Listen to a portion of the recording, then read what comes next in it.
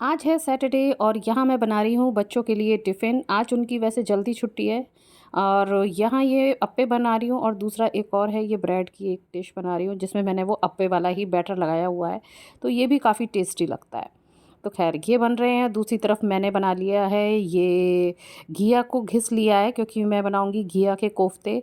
बहुत बार वो घिया चने की दाल बन गई है तो मैंने सोचा इस बार कुछ डिफरेंट करते हैं। और इसके साथ ही मॉर्निंग ड्रिंक्स भी चालू हो चुकी हैं, गुनगुना पानी पी चुकी हूँ। अब ये शहद और नींबू का पानी चल रहा है और है ना, जो सिरका था ना वो एप्पल विनेगर, तो वो भी मेरा ख़त्म हो चुका है। और फेस केयर रूटीन भी बहुत दिनों से नहीं हुआ था तो मैं सोच रही हूँ वही कर लूँ। तो यही सारी चीज़ें ले रखी हैं मैंने, बेसन, चंदन पाउडर और थोड़ा सा चावल का आटा वो लगा लिया है। और साथ में ले लिया है ये मैंने ग्रीन टी। अब ग्रीन टी भी समझिए मेरी ख़त्म ही हो गई है, इतने दिन हो गए हैं ना। स्वागत है आप सभी का मेरे चैनल पे जिसका नाम है आई एम पूर्णिमा। काफ़ी कुछ लाइफ सेट हो गई है, वो तो मैं आपको बाद में बताऊंगी। और लेकिन फ़िलहाल मैं हूँ जल्दी में, सुबह का ही टाइम है ये। 12 बज रहे हैं, बच्चे भी स्कूल से आ गए हैं क्योंकि आज सैटरडे है, उनकी जल्दी छुट्टी हो गई है। और खाना पीना भी मेरा हो गया है, थोड़ा सा 12 से पहले मैंने आज खा लिया क्योंकि मुझे जाना है थोड़ा बाहर आज, कुछ छोटे मोटे काम हैं। और आज मैं आपको ले चलती हूँ पंची पेठा स्टोर। आगरे का बहुत ही फेमस स्टोर है ये, तो चलिए हम लोग चलते हैं। आगरा पहले ताजमहल और दूसरा अपना पेठा के लिए जाना जाता है। यह बड़ी ही लजीज मिठाई होती है जो मुंह में डालते ही घुल जाती है। कहावत है कि जो भी शख्स आगरा जाता है वो वहां से इस मिठाई को लिए बिना वापस नहीं लौटता है। यही कारण है कि आगरा को पेठा नगरी के रूप में भी जाना जाता है। मूल रूप से आगरा में निर्मित होने के कारण यह आगरे के पेठे के नाम से मशहूर है। बढ़ती मांग के फलस्वरूप पेठे की अनेक किस्में विकसित हो चुकी हैं, जैसे कि केसर पेठा, अंगूरी पेठा, सादा पेठा, चॉकलेट पेठा, पान पेठा, लाल पेठा, चेरी पेठा, खस पेठा, कोकोनट और पता नहीं क्या क्या। पेठा जो है वो सफ़ेद कद्दू से बनता है। इसमें प्राकृतिक रूप से मिठास होती है, इसलिए इसमें ज़्यादा शक्कर नहीं डाली जाती। यहाँ 60 से अधिक पेठे की मतलब वैरायटी बनाई जाती है और 2000 से ज़्यादा इसकी रिटेल दुकानें हैं। आगरा में पंछी पेठा विशेष रूप से प्रसिद्ध है। वैसे तो यहाँ आपको कई दुकानों में पेठा मिल जाएगा, लेकिन पंछी पेठा स्टोर का पेठा जो है ना वो बहुत ही बढ़िया किस्म का होता है। यह जो है ना पेठे का एक बड़ा ही ब्रांड है। इसके आगरा में चारों दिशाओं में बहुत सारे स्टोर हैं।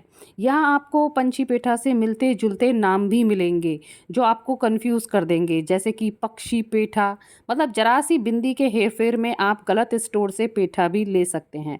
तो इसके लिए आपको विशेष सावधानी बरतनी होगी। महाभारत काल से आयुर्वेद में पेठे को औषधि के रूप में प्रयोग किया जाता रहा है। सदियों से लोग कई बीमारियों में इसका प्रयोग करते हैं। पेठे की मिठाई में किसी भी तरह की कोई चिकनाई का प्रयोग नहीं होता है। यह मिलावट से रहित, कम वसा वाली और फाइबर से भरपूर युक्त मिठाई है। चिकित्सकों के अनुसार पेठा पेट के लिए भी बहुत लाभकारी है। यदि भोजन के बाद पेठे का एक पीस खा लिया जाए ना तो खाना बहुत जल्दी पचता है और एसिडिटी में भी ये बहुत लाभकारी है। मेरी मौसी सास रहती हैं दिल्ली में और कल है उनकी वापसी, तो ये खरीदारी समझिए उनके लिए ही हो रही थी। तो मैंने सोचा क्यों ना ये थोड़ा सा ज्ञान आपको भी दे दूं हमारे पेठा के बारे में कि यहाँ कैसा कैसा किस प्रकार का पेठा मिलता है। इसके बाद मेरी लिस्ट में और भी बहुत सारे काम थे, तो कहीं की वीडियो मैंने बनाई है और कहीं की नहीं भी बनाई है। खैर यहाँ पर आई हूँ, यहाँ पर मेरे को लेना था अपनी मछलियों के लिए दाना और फिश टैंक के लिए लाइट लेनी थी, तो वही लेने आई हूँ। लेकिन यहाँ आकर सबसे पहले तो मैं इन पशु पक्षियों में खो सी जाती हूँ, उनको ज़रूर ही मैं इनकी वीडियो बनाती हूँ। आपको भी अच्छा लगता होगा शायद, लेकिन हाँ मेरे को भी देखने में अच्छे तो लगते ही हैं। खैर मेरे को तो मछली भी लेनी थी। छोटी मछली तो मैं खैर नहीं लूँगी क्योंकि मेरी मछलियाँ बड़ी बड़ी हो गई हैं ना, तो वो छोटी मछली को खा लेती हैं। तो लेकिन आज मेरे पास काम बहुत है, किसी दिन यहीं से सीधे फ़िश लेती हुई जब घर पहुँचना होगा ना तब लेकर मैं जाऊँगी। अभी तो बहुत सारे काम है, उतनी देर बेचारी मछली फिर वो पॉलीथीन में देते हैं ना पैक करके, तो फिर डर है उनका कि कहीं वो मर ना जाए। बस इसके बाद ऐसे ही छोटे मोटे सारे काम निपटाए और फिर मुझे दिखे जामुन। कई दिन से मैंने जामुन नहीं खाए थे, इस बार अमरूद भी दिख रहे थे, लेकिन खैर मैंने जामुन लिए। लिस्ट के सारे काम निपटा के अब मैं आ गई हूँ घर और देखिए यहाँ मेरा आई मेकअप हो रहा है, लाइनर लगाया जा रहा है। खैर फिर हो गई थी शाम। शाम को इन्होंने कॉल किया कि नीचे आ जाओ, मैं कुछ पौधे लाया हूँ, तो फिर मैं आई देखने। तो ये देखिए इतने सारे ये प्लांट लाए हैं। आपको तो पता ही है आज शनिवार है और कल है संडे, तो अब भाई कल हम जाएंगे अपने प्लॉट पे और फिर ये पौधे भी लगाए जाएंगे इस बार। इतने सारे थे ना, अब की तो हम लोग तो खैर उस दिन 9 लाए थे, लेकिन ये कुल मिला के शायद 17 थे। तो भाई 17 हैं और इसमें सबसे ज़्यादा है ना अनार के पौधे ज़्यादा हैं। फिर इनमें ना थोड़ा थोड़ा फिर मैंने पानी डाला, थोड़े सूख गए थे, ये सूखे हुए से थे। मैं तो अब ये सोच रही हूँ कि जब ये अच्छी तरीके से वहाँ पर लग जाएंगे तो फिर वो प्लॉट कितना ही सुंदर लगेगा, खूब सारे पेड़ पौधों के बीच में। वहाँ आसपास ज़्यादा पेड़ पौधे हैं भी नहीं, मतलब खेती बाड़ी है लेकिन ऐसे पेड़ वगैरह नहीं है। तो जब ये लग जाएंगे तो बहुत ही बढ़िया लगेंगे। और ये मेरे लिए देखिए जामुन भी लाए हैं। और देखिए जब जामुन खाना होता है ना, सब जगह से जामुन ही आ रहा है, मैं अलग लाई हूँ और ये भी ले आए हैं। लेकिन इनके जो जामुन है ना, ये साइज़ में काफ़ी मतलब छोटे हैं। ऐसा लग रहा है किसी ने पेड़ से तोड़ के दिए हैं। अब ज़्यादा डिटेल तो खैर इन्होंने बताई नहीं, लेकिन ये देखने में ऐसे ही लग रहे हैं। और जो मैं लाई हूँ वो देखिए कितने बड़े हैं। फाइनली अब मुझे फुर्सत मिल गई है आप लोगों से बात करने के लिए। जब घर में गेस्ट होते हैं ना तो फिर टाइम कैसे निकल जाता है घर का पता ही नहीं चलता, और अपन जैसा रूटीन अकेले रहते हैं जब फॉलो करते हैं तो वो वैसा फॉलो नहीं हो पाता है। क्योंकि जाओ मिलो बैठो थोड़ी देर बात बात करो ना, तो समय का पता ही नहीं चलता कि कब कितनी देर हो गई। ऐसे ही सुबह हो गया था तो इसलिए एक्सरसाइज वगैरह भी सब ठप पड़ी है, अभी शाम को भी सब ऐसे ही हो गया।